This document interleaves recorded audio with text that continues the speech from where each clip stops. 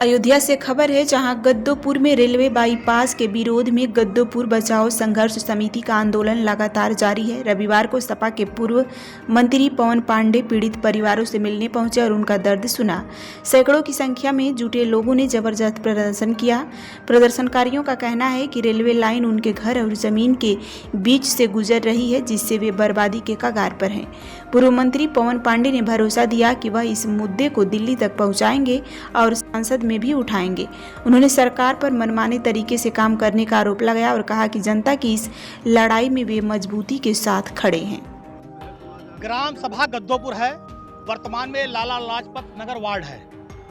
अब ये नगर निगम में आ गया है, तो लाला लाजपत नगर वार्ड है और इसके पीछे जो पहले अब्बू सराय था वो महाराणा प्रताप वार्ड है।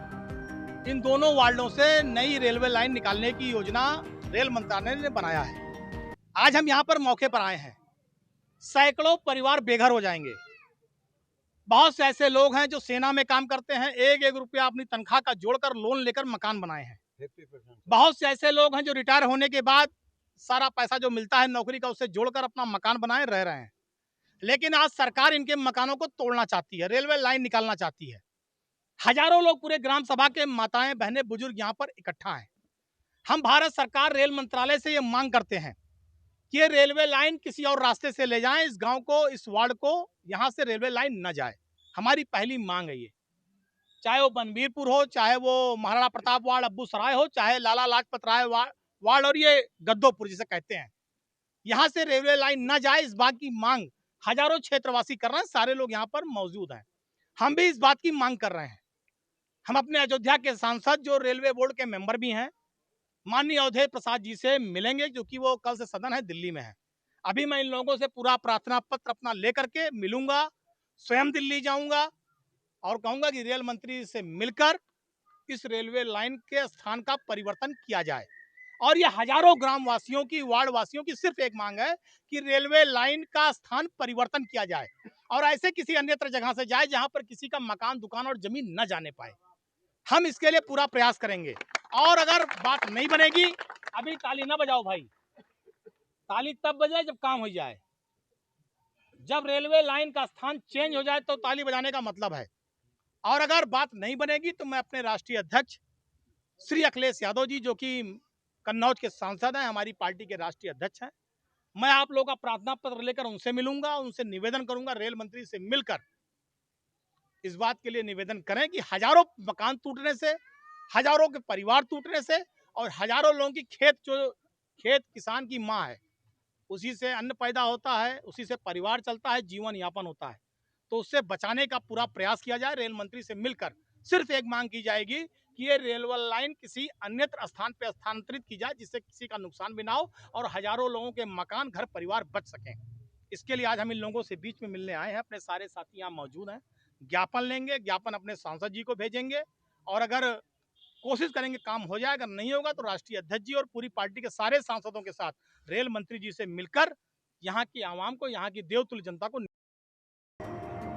उत्तर प्रदेश सिंचाई विभाग कर्मचारी संघ के पूर्व प्रदेश अध्यक्ष राजकुमार पांडे के सेवानिवृत्त होने पर प्रेस क्लब में भव्य विदाई समारोह का आयोजन किया गया। कार्यक्रम के मुख्य अतिथि के रूप में गोसाईगंज विधायक अभय सिंह के पिता भगवान बख्श सिंह उपस्थित रहे। समारोह में राजकुमार पांडे को बुके और माला पहनाकर सम्मानित किया गया। उनके पुत्र मोहित पांडे ने बताया कि उनके पिता ने हमेशा सिंचाई विभाग के कर्मचारियों के हित में कार्य किया और उनके सुख दुख में सहभागी बने।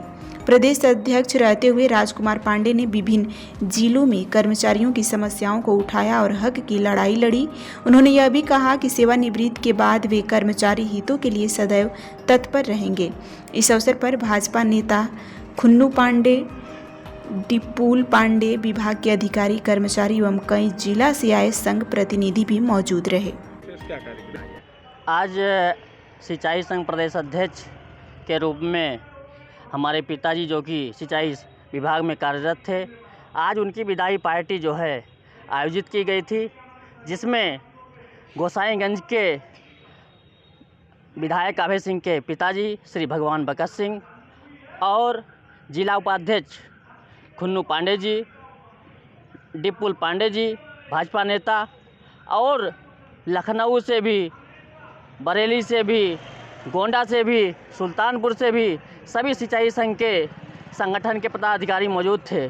बहुत हर्ष की बात है, क्योंकि यदि कोई सेवा में रहता है और पूरा जो है भ्रष्टाचार के खिलाफ जो है बिल्कुल अपने तरफ से पिताजी ने बहुत लड़ाई लड़ी, चाहे सिंचाई विभाग के लिए रहा हो, चाहे सामाजिक कार्य रहा हो, उन्होंने बहुत निर्छल होकर काम करने का काम किया है।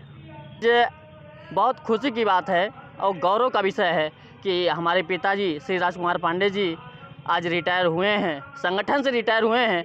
अभी कर्मचारियों ने कहा कि दिल से नहीं रिटायर हुए हो, जहां आवश्यकता पड़ेगी हम आपका इस्तेमाल करेंगे। क्या नाम आपका? मोहित पांडे। लखनऊ से खबर है, जहां राजधानी में नशा मुक्ति अभियान को बल देने के लिए रविवार को एक विशेष पदयात्रा निकाली गई, जिसकी शुरुआत पुराने लखनऊ के ऐतिहासिक घंटाघर से हुई।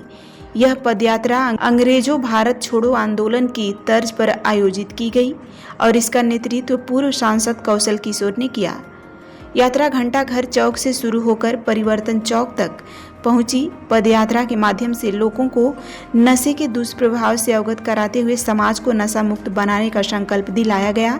आयोजकों ने इसे एक जन जागरूकता अभियान बताते हुए आगे भी जारी रहने को कहा। एक बनेगा हिंदुस्तान, एक बनेगा हिंदुस्तान। मोदी जी का ऐलान, मोदी जी का ऐलान। नशा मुक्त हो हिंदुस्तान, नशा मुक्त हो हिंदुस्तान, नशा मुक्त हो हिंदुस्तान। हिंदुस्तानियों नशा छोड़ो, हिंदुस्तानियों नशा छोड़ो, हिंदुस्तानियों नशा छोड़ो, हिंदुस्तानियों नशा छोड़ो। मानो मानो एक समान, जात पात का एक निशान। नशा मुक्त हो भारत, नशा मुक्त हो। समस्तीपुर से खबर है, जहां डॉक्टर LKVD कॉलेज ताजपुर में एक नए प्रिंसिपल प्रोफेसर शशि भूषण कुमार शशि को पदभार ग्रहण करने का विवेक बिहार मोहल्ला विकास समिति ने रविवार को उन पर चादर, पाग और माला पहनाकर सम्मानित किया। इस मौके पर समिति के सचिव सुरेंद्र प्रसाद सिंह, सामाजिक कार्यकर्ता पवन महतो, सुभाष मिश्र सहित कई लोग उपस्थित रहे। प्रोफेसर शशि ने ताजपुर को जननायक कर्पूरी ठाकुर की कर्मभूमि बताते हुए छात्रों की समस्याओं के समाधान और बेहतर शैक्षणिक वातावरण बनाने की प्रतिबद्धता जताई। शहर का विवेक विहार मोहल्ला जो कुछ अपने यूनिक कार्य के कारण समस्तीपुर जिला को मार्गदर्शन देता रहा है। जब भी यहाँ शिक्षा के क्षेत्र में, चिकित्सा के क्षेत्र में, प्रशासनिक क्षेत्र में जब कोई छात्र बेहतर करते हैं, बेहतर नौकरी प्राप्त करते हैं, अफसर बनते हैं, कोई बेहतर संस्थान में जाते हैं, तो विवेक विहार मोहल्ला विकास समिति उसे सम्मानित करती है, ताकि प्रेरणा लगाकर छात्र छात्राएं अपने जीवन में और मेहनत करें और वो भी मुकाम हासिल करें। आज इसी परिपाटी के तहत विवेक विहार मोहल्ला विकास समिति समस्तीपुर के जाने माने हिंदी विभाग के प्रोफेसर शशि भूषण कुमार शशि, जो विश्वविद्यालय सेवा आयोग के द्वारा प्रिंसिपल बने हैं और ललित नारायण मिथिला यूनिवर्सिटी से अनुशंसित हैं, उन्हें कर्पूरी ठाकुर के कर्मभूमि ताजपुर स्थित डॉक्टर LKVD कॉलेज का प्रिंसिपल बनाया गया है। उनके प्रिंसिपल बनने पर मोहल्ला विकास समिति के लोगों ने, एक टीम ने विवेक विहार स्थित उनके घर पर जाकर उन्हें चादर, पाग, माला पहनाकर सम्मानित किया और उनकी उज्जवल भविष्य की कामना की। एक बार फिर मोहल्ला विकास समिति इस कार्यक्रम से छात्र छात्राओं को, संस्थान में पढ़ने वाले छात्रों को प्रेरणा देता है कि वे भी अपने भविष्य को बेहतर बनाने के लिए सदैव अग्रगति करें, अग्रगति की दिशा में लगे रहें। सुरेंद्र प्रसाद सिंह, सचिव विवेक विहार मोहल्ला विकास समिति।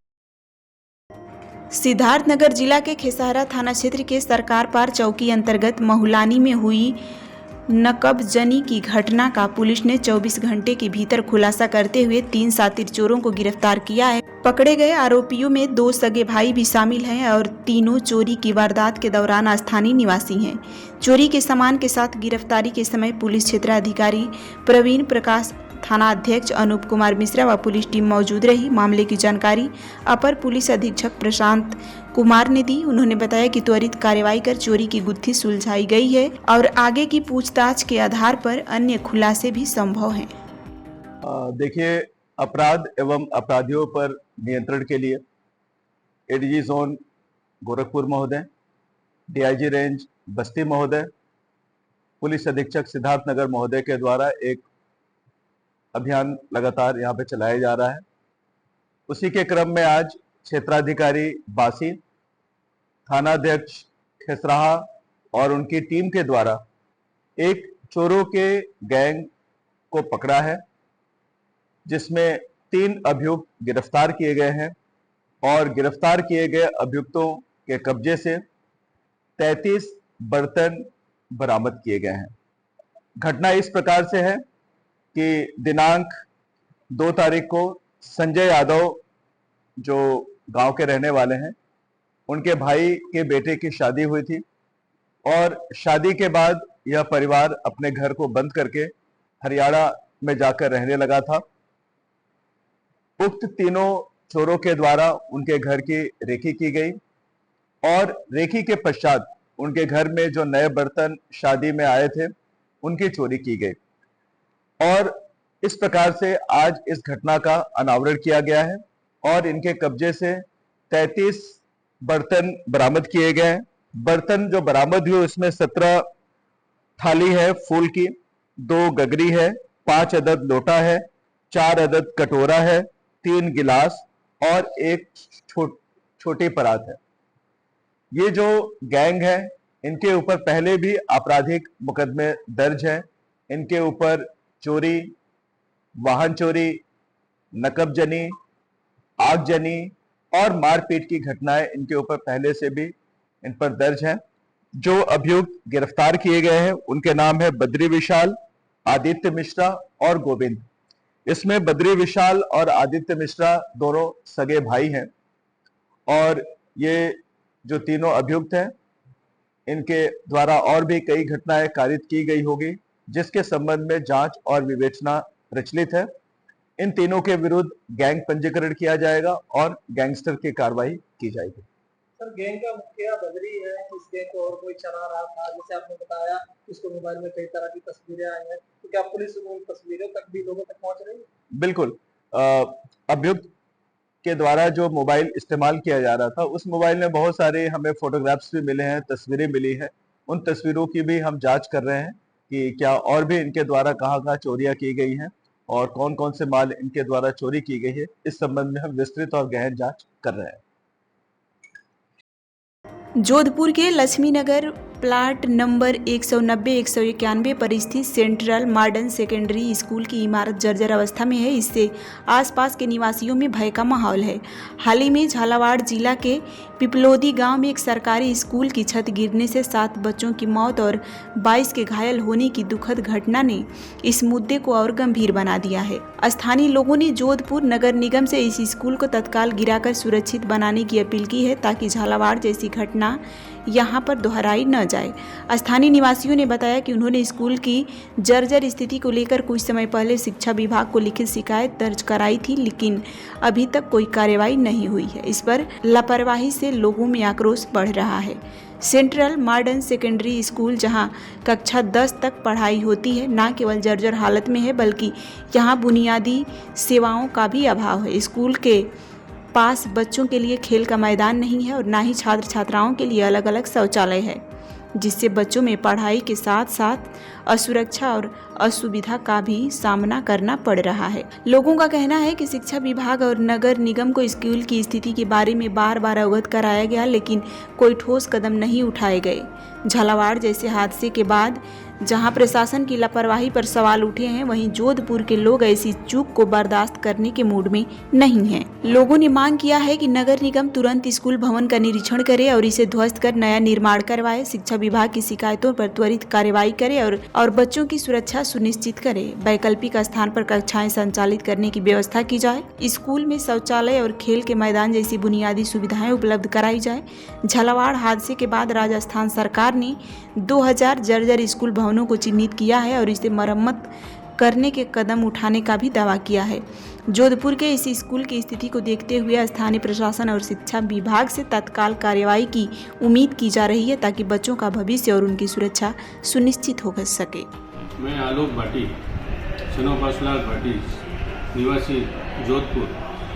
हमारे लक्ष्मी नगर स्थित central modern secondary school plot number 190-191 में एक सेंट्रल मॉडर्न करीब पिछले 10-15 साल से स्कूल चल रही है।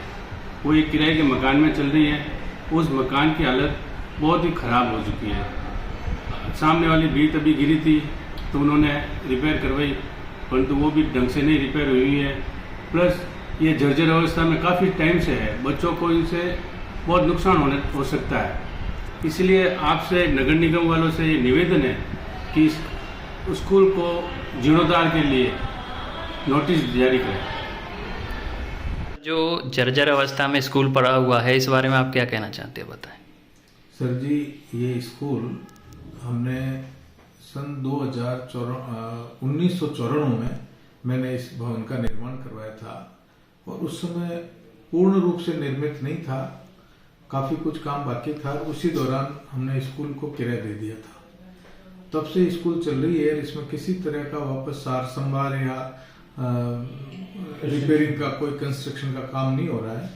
और मैंने भी देखा है कि बिल्डिंग पूरी जर्जर हो रही है और जिस तरह से इसका संचार सुचारू रूप से नहीं हो रहा है तो वाकई बुरी हालत में मेरी बिल्डिंग, और खतरा भी है। आसपास से छज्जे भी टूट रहे हैं, दीवारें भी फट रही है। और अब मैं तो खुद भी इसमें मजबूर हूँ, मैं ज़्यादा इसमें कुछ कर नहीं सकता। मैं तो ये निवेदन करूँगा कि आप लोग चाहें तो इस बिल्डिंग को ध्वस्त करवा दें, नगर निगम से आप ध्वस्त करवा दें। ये निवेदन है मेरा। जी।